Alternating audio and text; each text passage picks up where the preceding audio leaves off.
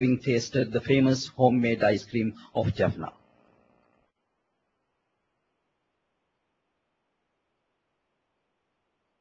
The most important event of the college calendar was the annual academic sessions held in August. This was the first time the college had a combined meeting with the International Surgical Society, which, being one of the oldest surgical societies of the world, was a prestigious event for the college. The president of ISS was the chief guest.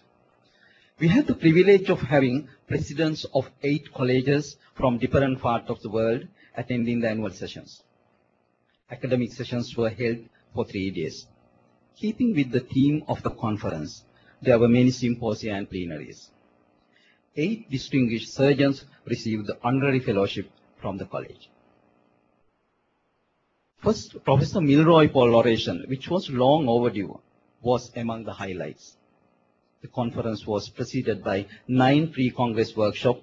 One was especially designed for nurses, and there were 258 nurses who took part.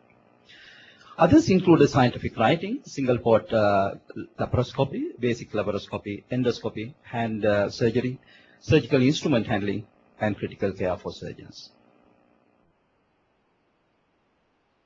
Keeping with the traditions, we had our Sri Lankan night, which provided entertainment and the relaxations to our members after days of hard work, and also gave a glimpse of our culture to our visitors from overseas. The sessions ended with our traditional banquet, which added glamour to the whole event.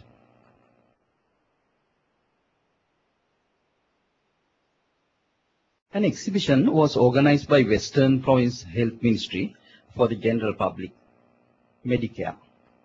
And we had on exhibition booth as well as some of live discussions on hot surgical topics by some of our members.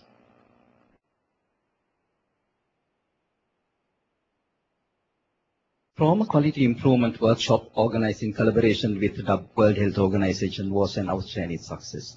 Nearly 35 consultants, mainly surgeons, administrators, and few public health consultants were among the participants. This was the first such program designed by the World Health Organization. And this led to another similar program in Melbourne, establishing Asia Pacific Trauma Quality Improvement Network, which I had the good fortune to participate in.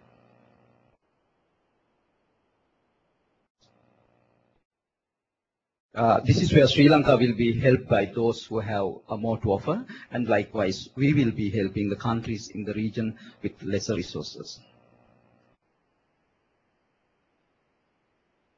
SETS program, monthly program continued this year too. The location was changed from University Grant Commission Auditorium to this auditorium.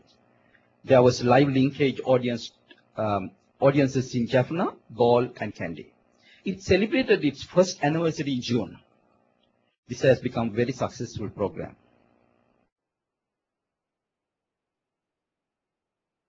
Three college lectures were delivered by visiting surgeons held during this year. As planned, there were 3 programs of the National Trauma Management course, 2 in Colombo and 1 in Kandy, training 96 doctors.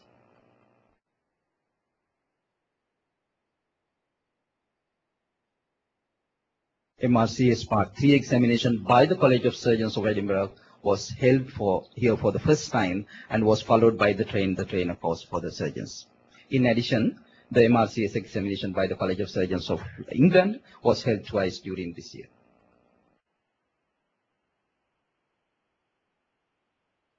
It was felt that our journal needed a facelift. An editorial board was formed and a chief editor was appointed.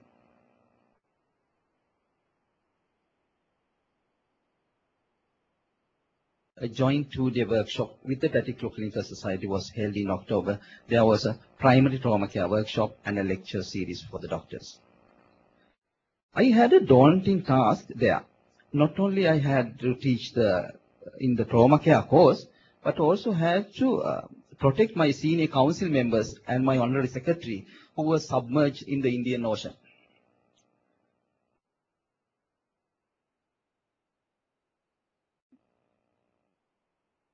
The year ended with a memorable event, the laying of the foundation stone for the long overdue headquarters of SARC College at the property belongs to Royal College of Surgeons of Sri Lanka in Rajagiri. I am certain that this would be put to good use for the benefit of mankind in SARC region, instead of being used as a car park, which is its present use.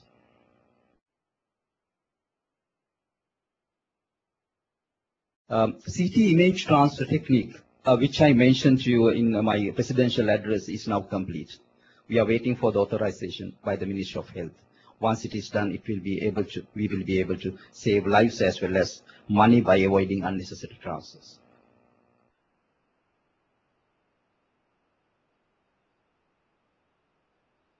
A special mention is needed about the support given by the World Health Organization for the activities of the college. And they contributed in a big way, offering 3 million rupees for 5 projects carried out during the year. Almost everything we do at the college is a reflection of teamwork. The council, as well as other colleagues, helped us in so many ways. That is the secret behind our success. I take this opportunity to thank everyone who gave their unstinting support during the last year. Our senior most past president, Dr. Anand Soisa, is indisposed and he is not with us today. The college wish him a speedy recovery.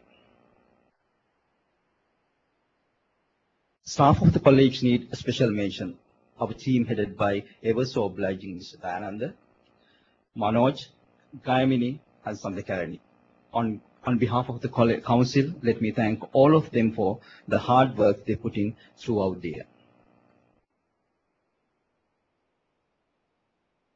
The backbone of the college work is Secretary of the college, Dr. Ajit Malalasekara, who was at his optimum performance.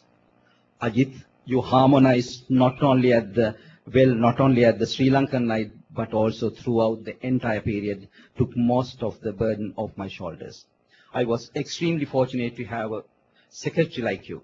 Thank you, Ajit, for the good work, and let me thank your wife, Dulani, for sparing you for the college. My wife, Kumudini, children, Amaya, Tanuri, Temal, my son-in-law, Birendra, was supportive of my work right throughout. All of them consider my work as part of their life and help me in every way possible. Thank you. I wish Dr. K.L. Fernando every success, and I have no doubt that the college will go from strength to strength during this term. And I offer this orchid from my garden, and thank you for your patient listening.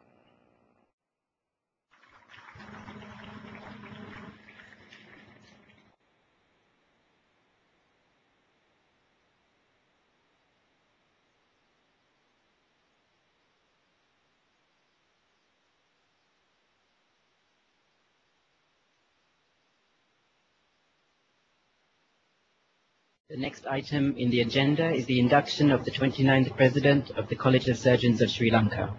For this, I would like to call upon the incumbent President, Dr. Ranjitha Lavala, to induct Dr. K.L. Fernando.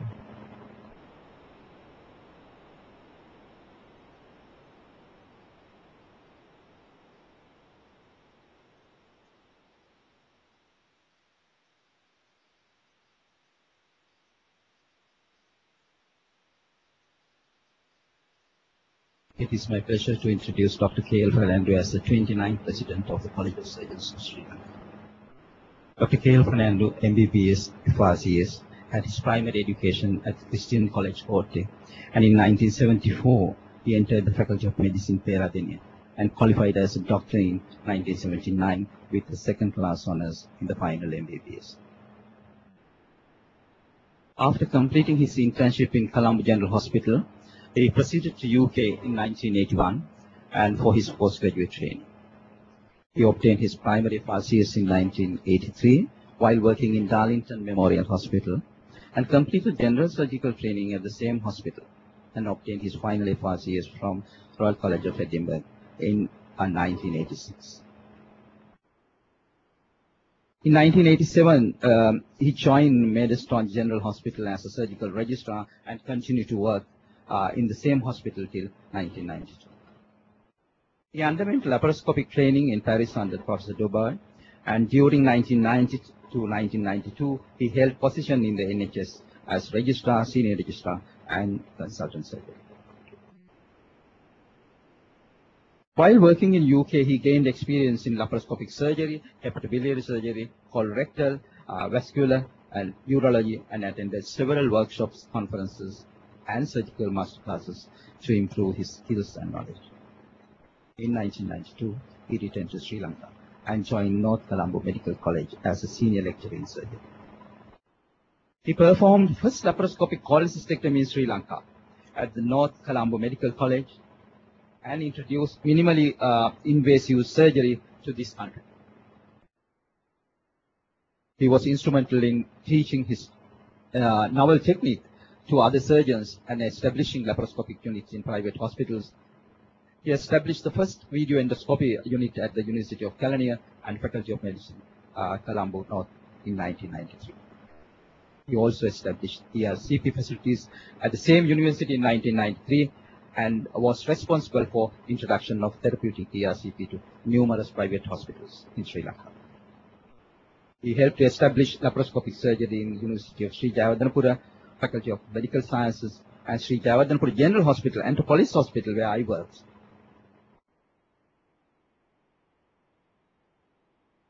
He has contributed immensely to improve the facilities in the private sector hospitals, and is much sought after his advice on surgical instruments and new techniques. He delivered Sir A.M.B. Silva Oration in 1994 at the annual scientific sessions of the College of Surgeons of Sri Lanka, sharing his experience of laparoscopic cholecystectomy in Sri Lanka. He has been a guest speaker at several scientific meetings in Sri Lanka, and he has attended numerous local and international conferences and workshops as a guest speaker and as a resource person. He has held a post in the College of Surgeons of Sri Lanka and has been council member since 1995. He was vice president of the Gastroenterological and Digestive Endoscopy Society of Sri Lanka from 2004 to 2007. His main contribution to the College of Surgeons are many and include the raising of funds through diverse activities. His dedication has also been seen the completion of the auditorium project of the College of Surgeons. Ladies and gentlemen, now I take pleasure in inviting Dr. K.L. Fernando to be inducted as the 29th President of the College of Surgeons of Sri Lanka.